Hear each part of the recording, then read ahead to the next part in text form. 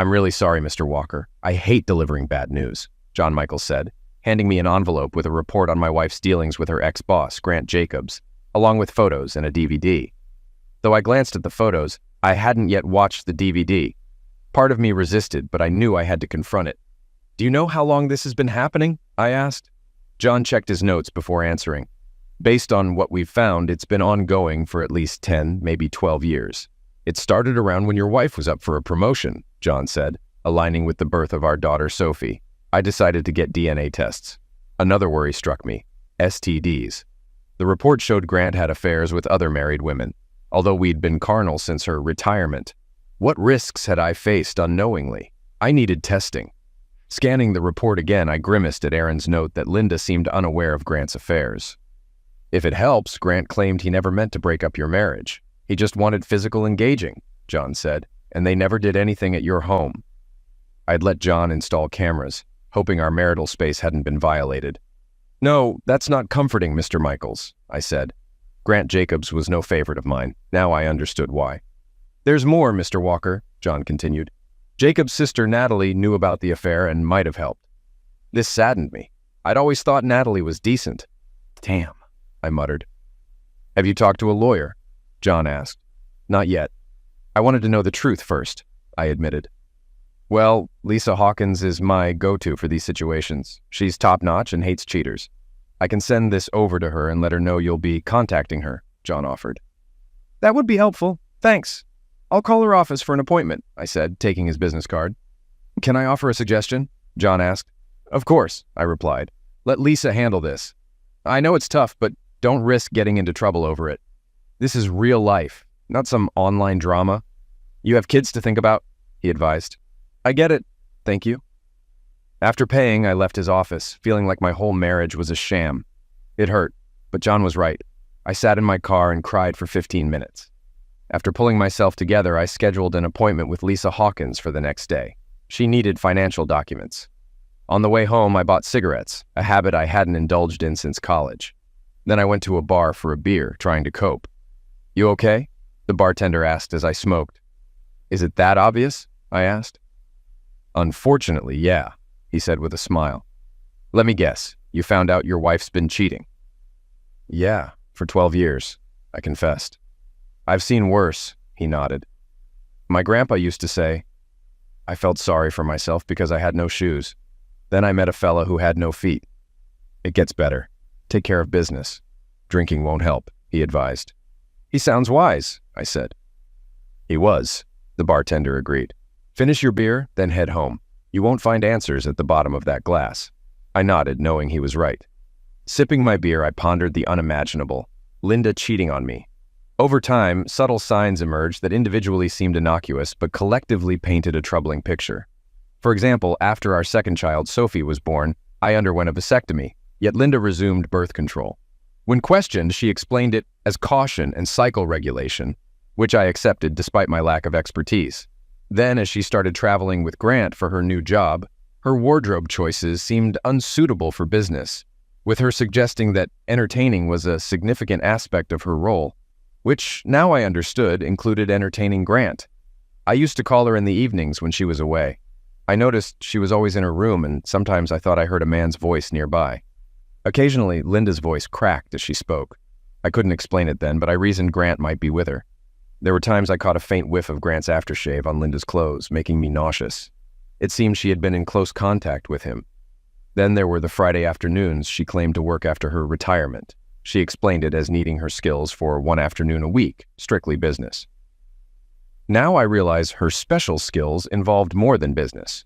Her one afternoon a week turned into 2 or 3, and her occasional trips increased, often lasting the entire weekend.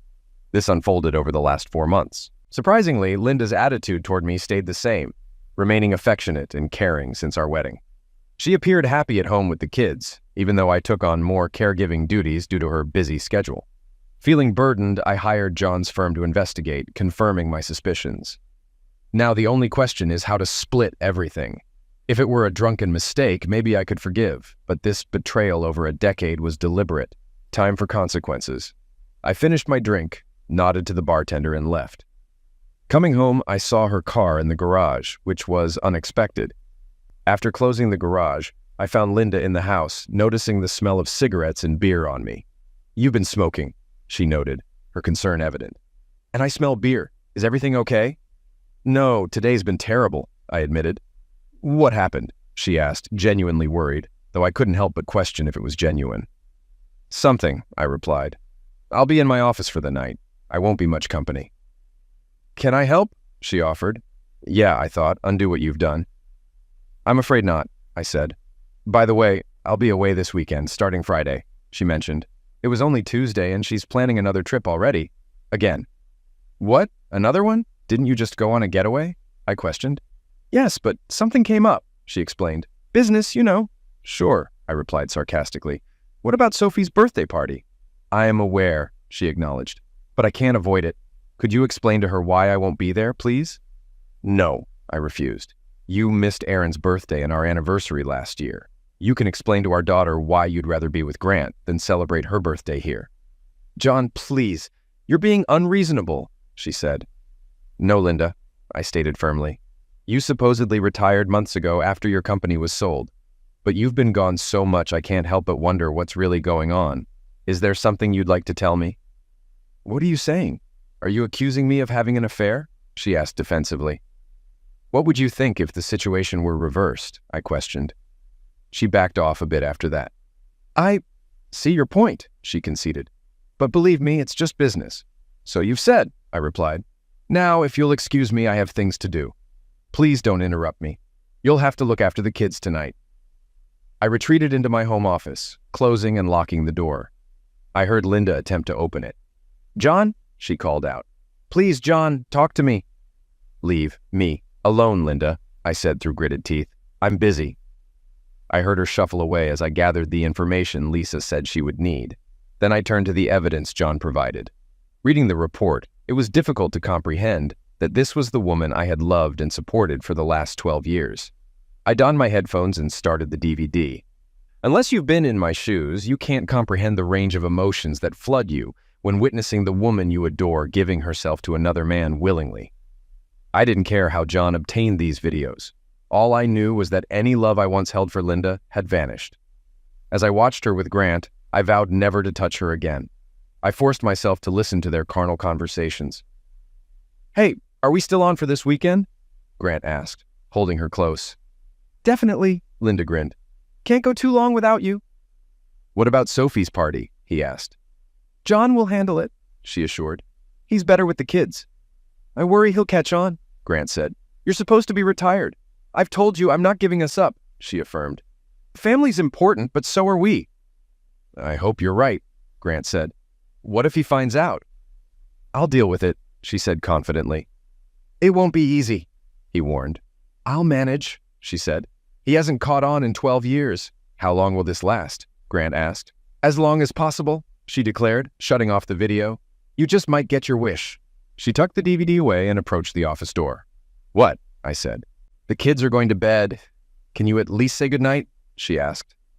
"Yeah, hold on," I said, shutting down my computer and going upstairs. Despite my turmoil, I smiled as I tucked them in. Sophie seemed worried. "Are you okay, Daddy?" she asked. "Yeah, I'm fine. Go to sleep, sweetheart." "I love you," I said. "I love you too," she said, kissing my cheek. After leaving her room, I went downstairs for coffee.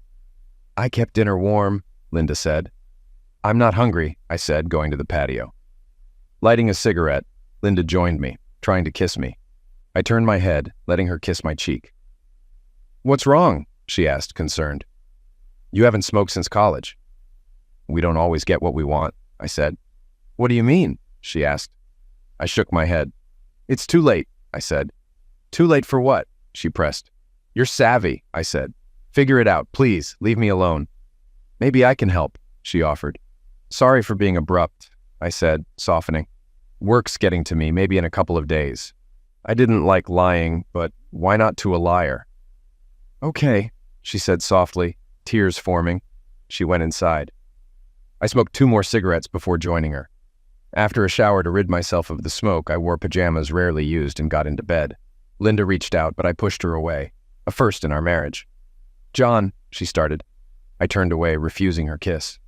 "Good night, Linda," I muttered. She cried softly, but I didn't care. The next day, I readied for work and spent time with the kids before leaving without acknowledging Linda. She looked at me strangely. "Don't I get a kiss anymore?" she asked. "Sorry," I said, blowing her a kiss. "I love you," she said. "Yeah, me too," I replied, leaving. At the office, work was tough. I confided in my boss, who advised taking time off if needed. Later, I met Lisa. "Good afternoon, Mr. Walker," she greeted. We discussed my situation. "I want as much as I can get," I said, "especially custody." "Mothers usually get custody," she cautioned. "I've been their caregiver for a decade," I countered, and she admitted I'm a better parent. "That's helpful. We can use that," Lisa said, reviewing the financial data. "Your wife received a significant sum from the company sale. The dividends she gets rival your salary, which works in our favor." "So, does that mean no alimony?" I asked. "Or very little," Lisa confirmed. "She's still young, so she can work. If we secure custody for you, we might get child support from her." "What about the house?" I questioned. "If you get custody, you can stay in the house and she might pay half the mortgage. But if she gets custody, you might pay half the mortgage plus child support," she explained. "Or we could sell the house and split the proceeds." "And our retirement and bank accounts?" I pressed.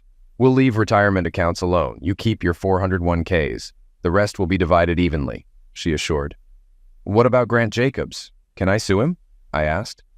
"Not in this state, but we'll mention him in the proceedings. You could sue for emotional distress, but it might not go far," she said. "And his sister Natalie? She knew about it," I added. "We can file if you want," Lisa confirmed. "When can we file all of this?" I asked. "We can have it done by Friday," she said. "Any rush?" "I want her served late Saturday afternoon. She'll be away for the weekend with Grant," I revealed. "Ah, shock and awe. We can arrange that, but there's an extra cost for a Saturday process server," she noted. "That's fine. Go ahead," I instructed. "All right, John," she said, concluding with a handshake. She reminded me not to act rashly before taking my retainer check. Leaving her office, I felt in control again. At home, I found Linda's car in the garage, surprising as she was at the office on a Wednesday. Her warm car engine and the aroma of pot roast greeted me inside. "Hi there," Linda greeted from the kitchen. "You're home early. Everything all right?" "Yeah," I replied. "I hope today's better than yesterday," she said. "A bit. I'm managing," I said. "That's good. Dinner?" she asked. I made pot roast. "I'll have some," I agreed. "It smells great. Did you go to the office?" "Yeah, for a couple of hours," she said, "preparing for the weekend." "Did you talk to Sophie?" I asked. "Yes, she's not thrilled, but she'll come around," Linda assured. "Where are the kids?" I questioned. "In their rooms doing homework," she replied. "You're still going on this trip with Grant?" I probed. "Yes, purely business," she insisted. "Just business." "When do you plan to retire?" I asked. "I'm retired. They just need my expertise," she said. "Can't say how long they'll need me." "Seems like you might as well go back full time. You're practically doing it now," I remarked. "What do you mean?" she asked, puzzled. "With all the hours you're putting in, it's almost like you're on their payroll," I noted. "Why do you say that?" she inquired. "I'm actually making more now with my retirement." After changing into more relaxed attire, I complimented her cooking skills on the pot roast. She had always been exceptional, and I'd miss that. Spending time with the kids, I retreated into my office and locked the door. Linda knocked, realizing it was locked. "Planning to stay in here tonight?" she asked. "I think so. I still have a lot to do, and I'm feeling under the weather," I replied. "I'll crash on the futon to avoid getting you sick before your trip." "All right. Take care, John. I love you," she said. "Yeah, me too," I murmured, closing the door. Turning to my computer, I found what I needed, completed a form, and set a reminder to call the next day for confirmation. Thursday unfolded much like Wednesday, with Linda attempting to seduce me into bed wearing a sheer nightgown. However, knowing about her affair stripped away any allure her body held for me. "I'm sorry, Linda, but I feel a terrible migraine coming on," I murmured softly. "I'll rest here in the office tonight." A tear traced down her cheek as she turned away, but I remained indifferent. She called me at noon the next day to inform me of her departure. "I hope you're feeling better, John," she said. "Maybe we can reconnect when I return on Monday." "Thanks for letting me know," I replied. "I love you, John," she insisted. "Sure," I responded. "Have a safe trip. Goodbye, Linda." Ending the call, I dialed Lisa's number. "I'm filing the paperwork now, John," she informed me. They'll be served at 5:30 tomorrow at Grant's house, just as you requested. Natalie will be served on Monday." "Thank you, Lisa," I said, concluding the call. I locked up my office and returned home, preparing for the movers' arrival. I handed them a bag containing Linda's wedding dress alterations and a note, my wedding ring, and our torn marriage certificate, requesting it be delivered to Linda at Grant's house the next day at 5:30 p.m., along with two $50 bills as tips. "I'll handle this personally, Mr. Walker," the young man assured, taking the bag. "Thank you," I said. Reheating pot roast leftovers, I dined in the living room while watching TV. That night, I slept soundly in the master bed. At noon the next day, Linda's parents arrived with the children. I had been up preparing for Sophie's birthday party in the backyard, which started around 3 p.m. Linda had ordered a cake, which I picked up earlier that morning and stored in the fridge. "You've been busy," remarked Rhonda, Linda's mother, as she entered. "I didn't have much choice," I replied. "I just hope everything goes smoothly." "The kids will enjoy themselves," she reassured. "Did Sophie tell you Linda won't be here?" I asked. "Yes, she did," Rhonda confirmed. "I can't believe Linda would miss her daughter's birthday." She gave me a curious look. "Is everything all right between you two?"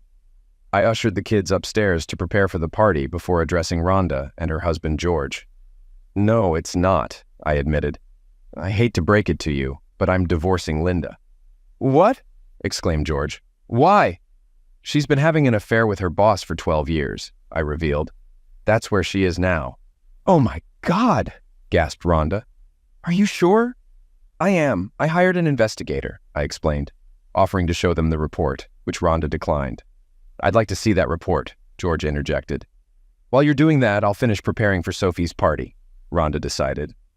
I thanked Rhonda and led George to my home office, handing him the report. He shook his head in disbelief after reading about Linda's involvement with Grant.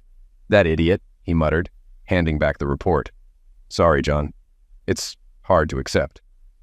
"I understand," I sympathized. "What about Grant?" George asked. "I've sued him and his sister for emotional distress," I explained. He scoffed. "Just a lawsuit?" He scoffed. "After what he did?" "I get it, George," I acknowledged. "But I can't risk jail time with 2 kids.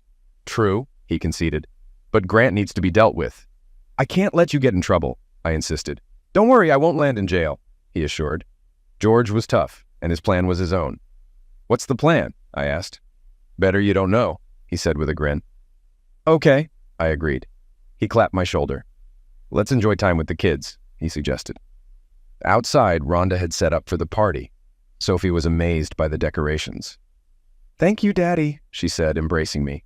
"This is so wonderful. I wish Mom were here to see this." "I do too," I replied. "We can take pictures for her to see later, okay?" "Okay," she agreed. I fired up the grill and started cooking hamburgers and hot dogs for everyone. Around 4:30 p.m., the doorbell rang, signaling the beginning. Over the next half hour, more than a dozen parents arrived with their children.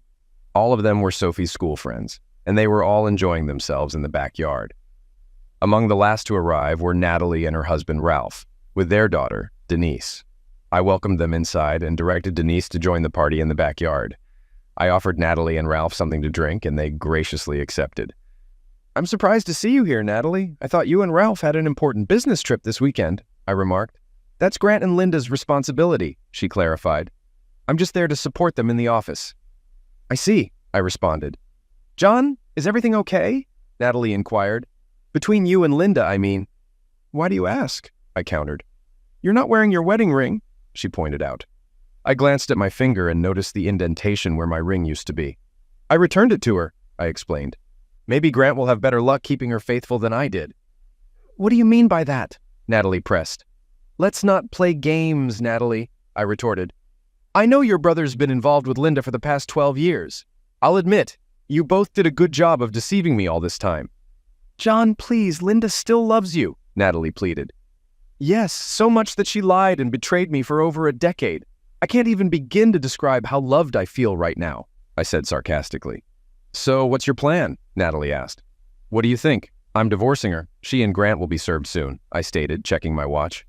"Served?" Natalie questioned. "Yes, Linda will receive divorce papers and I'm suing Grant. You'll be served on Monday," I informed her. "Me? Why are you suing me? I haven't done anything," Natalie protested. "Exactly," I said. "For over a decade you knew about their affair. My investigator even suggested you might have facilitated it. And all the while you pretended to be my friend. You could have said or done something, but you didn't. How many times have you sat in my house, enjoyed my hospitality, knowing what Linda was doing with your brother? Did you find it amusing to make me a fool? Now my marriage and my family are shattered, and you're partly responsible for that. Thanks to the three of you, I'll never be able to love or trust another woman again. And my children have lost their mother. I hope you're satisfied. John, I'm truly sorry, she said. I'm sorry. Sorry isn't enough, Natalie, I asserted. For 12 years, the three of you conspired to ruin my family. You didn't care about the impact on me or my children, and now you've succeeded. It wasn't like that, Natalie insisted. Really? Was it all just business between the three of you? I scoffed. At first, yes, she admitted. It was Grant's idea initially. Linda went along with it because she wanted the job, but she wasn't happy about it. Over time, things changed. And what about after you sold your company and supposedly retired? I questioned. That was Linda's decision, Natalie clarified. I thought it would end, but Linda chose to continue the affair. Then she made a terrible choice, I remarked. But you still played a part. I'm truly sorry, John, she said. None of us wanted to hurt you. But you did, I concluded, in the worst possible way. It's best if you gather your family and leave my house, Natalie. She nodded silently. I understand, John, she whispered, before departing to fetch Denise and Ralph. And Natalie, I called after her. She turned to face me. Don't ever come back. She wiped away a tear and left with Denise and Ralph. Linda and Grant were lying undressed in his bed when her phone buzzed, signaling a new message. Assuming it was John sending pictures from Sophie's party, she reached for her phone on the nightstand and read the text from Natalie. He knows everything. Oh no, she exclaimed. What's wrong? Grant inquired. That was Natalie. She said John knows everything, Linda disclosed. I should get cleaned up and go home. Are you sure that's wise? Grant questioned. Yes, Linda affirmed. She hastily put on a bathrobe and got out of bed. Just then, they heard the doorbell. Who could that be? Grant wondered aloud. He hastily dressed and went downstairs, with Linda following close behind. Opening the door, he found a man standing there. How can I help you? Grant asked. Are you Grant Jacobs? The man queried. Yes, Grant replied. And is Linda Walker also present? The man continued. That's me, Linda interjected, stepping forward. I'll need to see some identification, the man requested. Why? Grant queried as he retrieved his wallet. The man silently examined Grant's license before handing him an envelope. You've been served, the man declared. Miss Walker, I'll need to see your identification as well. Sure, Linda complied, retrieving her wallet. After inspecting her license, the man handed her an envelope. You've been served, he stated. Additionally, there's a restraining order included with these documents. You are both prohibited from approaching Mr. John Walker, his residence, his workplace, and his children, including their school, within a 500-foot radius. Failure to comply could result in arrest. Good day. With that, the man left, leaving Linda and Grant stunned. Excuse me, is Linda Walker here? Another man, dressed casually, inquired. Yes, that's me, Linda confirmed. The man handed her a paper bag with an envelope attached, and she accepted it, puzzled. I was instructed to deliver this to you personally, ma'am. I also have several other boxes, the man explained. Where should I put them? Grant and Linda exchanged glances before Grant responded. Just leave them in the front room for now, he instructed. Thank you, sir, the man acknowledged before heading back to the truck. As they watched, several boxes were brought in and stacked in the front room as directed by Grant. While this was happening, Linda opened the envelope. Inside was a man's wedding ring, a note, and her marriage license, torn into 4 pieces. Tears streamed down her face as she read the note. Linda, the typewritten note began, throughout our marriage, I have only loved and supported you. Imagine my shock upon discovering your affair with Grant Jacobs over the past 12 years. This is how you repay my love, with deceit and infidelity. All this time you claimed it was just business, but I now know it was much more than that. I hope it was worth it. I urge you to seek legal counsel promptly. Our finances have been divided per the divorce papers, and I have changed the locks on our doors. As I have been the primary caregiver for our children since your involvement with Grant began, I am seeking full custody. However, I am open to visitation arrangements. Please have your attorney contact mine to coordinate. Furthermore, as Grant has offered you shelter, I have sent your belongings to his residence. If there are any items you wish to retrieve from our home, please have your attorney contact mine to arrange it. I have no desire for further contact with you. Please refrain from reaching out to our children or me, or I will enforce the restraining order. I implore you not to contest the divorce terms. I do not wish to escalate matters for the sake of our children, but I will if necessary. I possess photographic evidence, videos, and a comprehensive investigator's report documenting your recent activities. I have not yet disclosed the reason for our divorce to the children, but I will when the time is appropriate. Your parents are aware of the situation, though they have not seen the evidence. Please do what is right for once and bring an end to this charade of a marriage. As of now, Linda, you are dead to me. Goodbye. Signed, John. Overcome with emotion, Linda opened the paper bag and found the ashes of her wedding gown. The very gown she wore when she married John. She collapsed to the floor, sobbing uncontrollably. Grant wrapped his arms around her and read the letter. "He's such an idiot," he muttered. "I'll give him a piece of my mind." "No, Grant, please don't. I don't want you to end up in jail. This is my mess to clean up," she replied. "What did you find out?" "He's suing me for causing him emotional distress," Grant revealed. "He's demanding $5 million. I'll contact my lawyer and see what options we have." "I wonder if he's going after Natalie too," Linda pondered. "Let's check," Grant suggested, reaching for his phone. "If he is, we should meet to discuss this and try to minimize the damage." After the birthday party wrapped up, I expressed gratitude to everyone for attending and for the thoughtful gifts. As I surveyed the cluttered house, I knew I had my work cut out for me. Sophie approached me with tears in her eyes. "What's wrong, honey?" I asked, embracing her. "I wish Mom could have been here," she sniffled. "I missed her." "Yeah, me too," I acknowledged. "Unfortunately, your mother had other plans." Sophie looked at me with a mix of sadness and curiosity. "Are you divorcing her?" she inquired tearfully. I didn't want to spoil her day, but I knew I couldn't evade the conversation forever. "We'll discuss that later, okay?" "It's because of that Grant guy, right?" Aaron chimed in. "What makes you say that?" I questioned. "I've overheard Mom talking to him on the phone a few times," he explained. It was intriguing, but I decided not to probe further, at least for now. "We'll talk more tomorrow," I asserted. "Today is Sophie's birthday. Right now, I need your help cleaning up, all right?" "Okay, Dad," Aaron complied. I hugged Sophie once more and kissed her on the cheek. "Everything will be okay," I assured her, wiping away her tears. "I love you." "I love you too, Daddy," she reciprocated. Rhonda and George stayed behind to assist with the cleanup. "Are you going to be all right, John?" Rhonda inquired before they departed. "I'll manage," I replied. "Thanks for pitching in." "Of course," she responded. "If you need anything at all, don't hesitate to ask." "I appreciate it," I expressed. Rhonda embraced me, and George shook my hand. "Take care, son," he bid me farewell. After they drove off, exhausted, I retreated upstairs and fell asleep almost instantly. The following day, I rose early and completed my usual Sunday tasks after preparing breakfast for us. While I mowed the lawn, Aaron handled the edging. Once we finished, we tidied up and put away the equipment. After lunch, I was surprised to find Sophie making sandwiches for us. We dined together at the table before clearing our plates. Sophie regarded me seriously as we finished. "All right, Dad," she began. "You need to tell us what's going on." I dreaded this conversation, but it was inevitable. I gathered the kids in the living room and we all took a seat. "There's no easy way to say this, so I'll just be straightforward," I began. "I'm divorcing your mother." The news was met with silence from the kids, no outbursts as I had anticipated. They seemed to take it in stride. "She's been cheating on you with that Grant guy, hasn't she?" Aaron ventured. "Yeah," I admitted quietly, nodding. "I figured as much," Aaron remarked. "I bet it's been happening for a while, huh?" "What makes you think that?" I asked. "Just the way she talks to him," he explained. "I've heard her on the phone. She talks to him the same way she talks to you, Dad." It was a revelation. Why hadn't I noticed that myself? The answer was clear. Until recently, I trusted her implicitly and respected her privacy. I saw no reason to eavesdrop on her conversations with Grant or anyone else.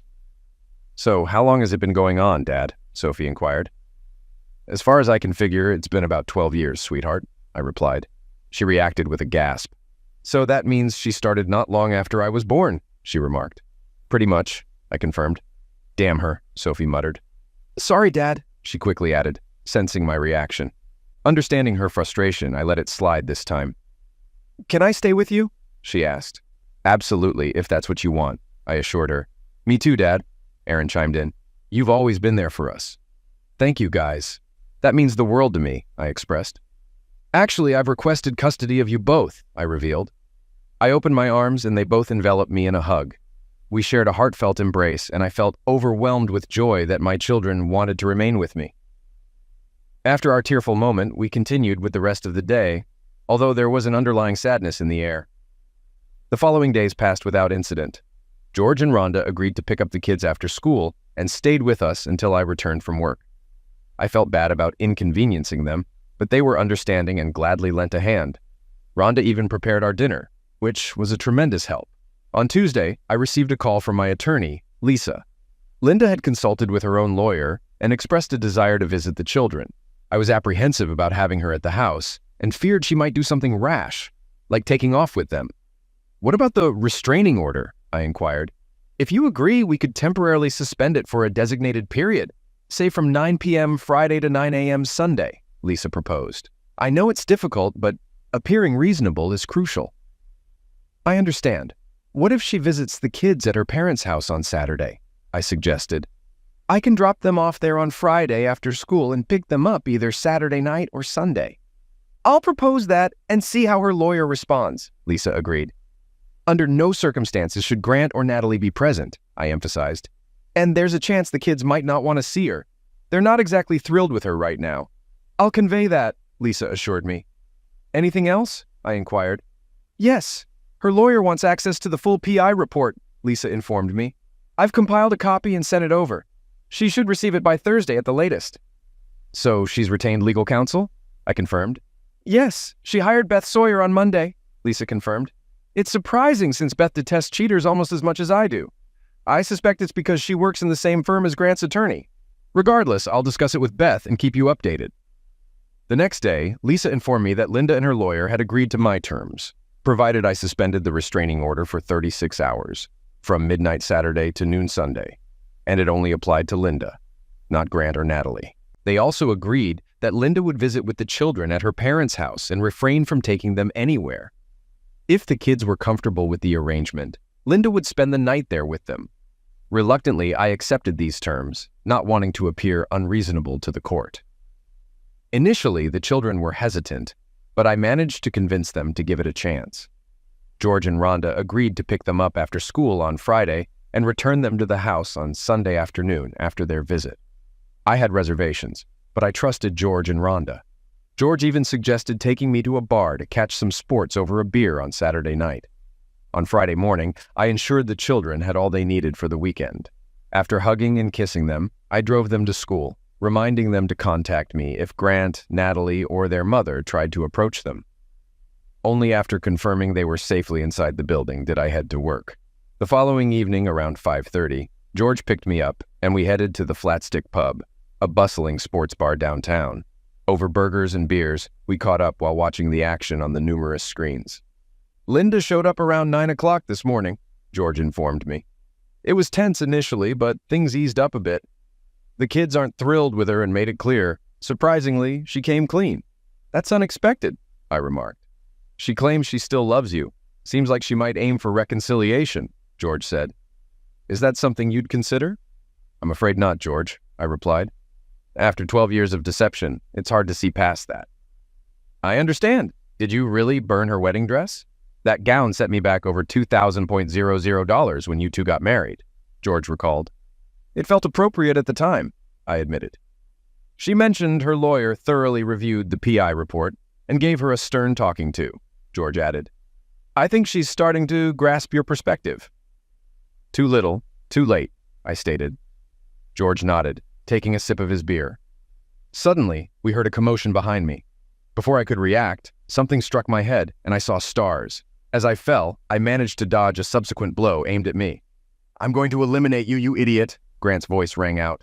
Seeing him looming over me, I instinctively retaliated, recalling self-defense lessons from my father. I landed a fierce kick to Grant's groin as he advanced, causing him to collapse. Seizing the opportunity, I delivered several blows to his face in rapid succession. It wasn't a calculated attack with finesse. It was raw fury, and a desire to retaliate against the man who shattered my marriage and family happiness. Unaware that Grant was already unconscious, I relentlessly struck him until 2 pairs of hands pulled me away. As I came to, I found myself in a hospital bed being examined by a doctor. My right hand was bandaged, and my left hand and forearm were in a cast. A throbbing headache plagued me. "He'll be all right," the doctor assured George. "While he'll have a headache for some time, there's no sign of a concussion. We'll administer pain relief and let him rest before discharge." "Thank you, doctor," George responded. Turning to me, he relayed the doctor's assessment. "You'll pull through. Although you're hurting, Grant came out worse. Heard he's losing a testicle, lost teeth, and nearly lost an eye. You apparently landed a solid punch on his jaw. Was that him?" "Yeah," I croaked. "How long have I been here?" "Since last night. It's now 8:30 on Sunday morning," George informed me. "Oh, and there are a couple of officers outside who want to speak with you. Ready for that?" "I might as well get it over with," I replied. George signaled the officers, who entered the room. "I'm Sergeant Smith, and this is Officer Jones. We responded to your altercation at the Flatstick Pub last night." Smith introduced himself. "How are you feeling this morning, sir?"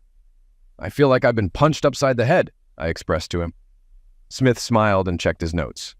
"What happened last night?" he inquired. "I don't have much to share," I replied. "I was having a burger and beer with my father-in-law here. Then, suddenly, I got struck in the head. The guy threatened my life, so I defended myself." Smith nodded. "That aligns with what the witnesses reported," Smith confirmed, referring to his notes. "The surveillance footage supports your account. Do you know the assailant?" "Yes, Sergeant. His name is Grant Jacobs. I have a lawsuit against him, and he's part of my divorce proceedings," I disclosed. "Divorce?" the sergeant echoed. "Yes," I affirmed. "Got it," he jotted down in his notebook. "I assume you want to press charges." "Yes, absolutely," I asserted. "There's also a restraining order against him." "Understood," he acknowledged. "We'll look into that. We'll handle it from here, Mr. Walker. You may be approached for further questioning, so please refrain from leaving town for a while." "No problem, Sergeant," I assured him, raising my hands. He smiled and left the room with his colleague. After they departed, Rhonda, Linda, and the kids entered. "Why is she here?" I questioned, glancing at Linda. "My restraining order doesn't take effect until noon," Linda explained. "I assumed you'd be with your boyfriend," I remarked. She looked down, embarrassed. "I wanted to see you first," she admitted. "Besides, Natalie's with him and he's still recovering." I nodded, and the kids gathered around me. Sophie's eyes were watery. "Are you going to be okay, Daddy?" she asked. "I'll be all right, sweetheart," I reassured her. "I heard you really gave it to Grant last night," Aaron said with a grin. "That's the word on the street," I said, looking at George, "but it's not something to boast about. You hear me?" "Got it, Dad," Aaron replied. "Are you going to be okay, John?" Linda inquired. "He'll be fine," Sophie assured her mother. "We'll take care of him, won't we, Aaron?" "Yeah, we got this," my son affirmed.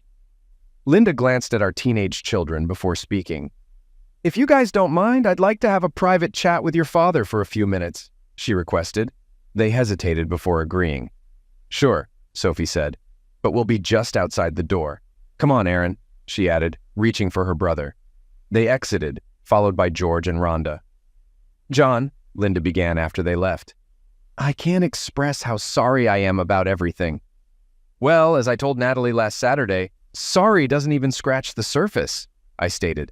"You deceived and betrayed me for what, 12 years? And you think sorry is enough to make it all better? Was I that inadequate as a husband to you? All I ever did was love and support you. I don't understand." "You are the best husband and father anyone could wish for," she replied sadly. "But even that wasn't sufficient for you, was it?" I questioned. "It's not like that," she defended. "Really, that's what it seems like to me," I countered.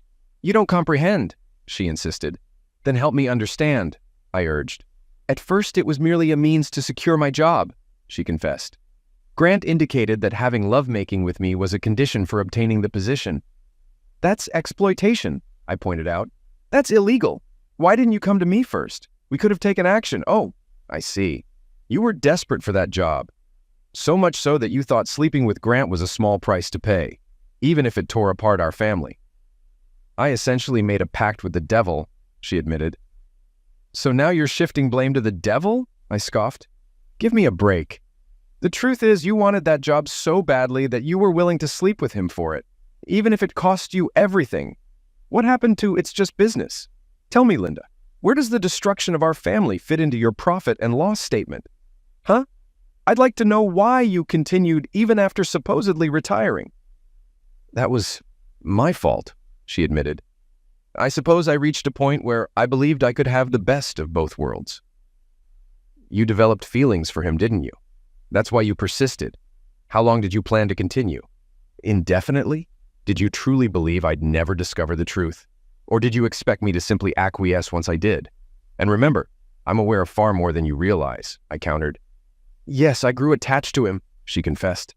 It became difficult not to after all those years. I assumed your love for me would allow me this indulgence. I tried my best to keep it from detracting anything from our relationship. Are you serious? I questioned, incredulous. Every moment you spent with him detracted from us. Surely you grasp the concept of opportunity cost, the forfeit of potential benefit from other options when one is chosen. You chose him over your family. Consequently, you forfeited your family. But I still love you, she insisted. My love for you never waned. But you lost respect for me, I pointed out. She appeared shocked. No, that's not true, she denied. Yes, you did, I asserted. That's why you promised him you'd continue sleeping with him indefinitely and discussed threatening to accuse me of maltreatment in a divorce. Her eyes widened. You heard that? She gasped. Yes, and more, I confirmed. For instance, you told Grant you'd prefer spending time with him over our daughter on her birthday. What kind of mother does that? What message do you think that sends to an impressionable teenager?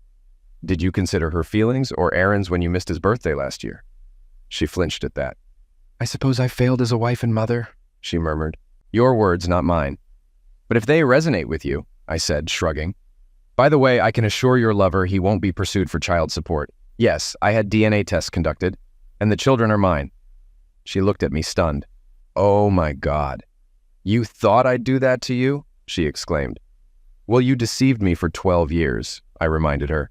You schemed and misled me all that time, concealing your affair. What would you expect? You might also find comfort in knowing I haven't contracted anything from either of you.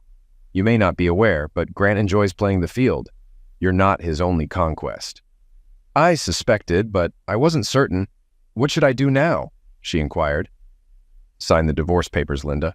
Put an end to this charade of a marriage. Then seek help and get your life in order. For the children's sake, I advised. I suspect you'll have ample time.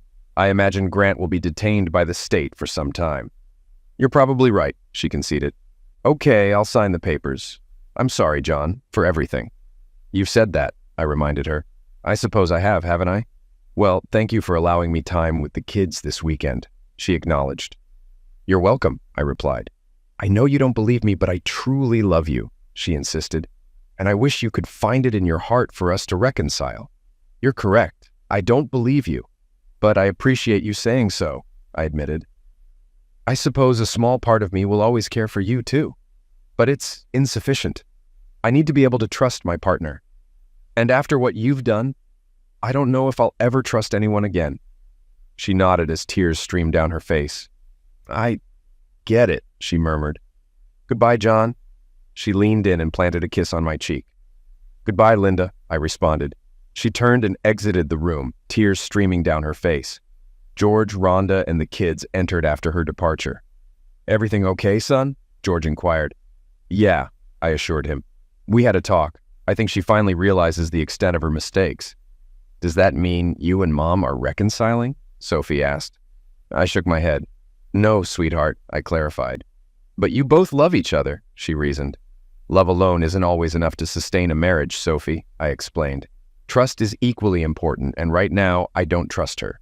You'll understand this someday. The doctor conducted one final check and discharged me. George drove me home with the kids. Update.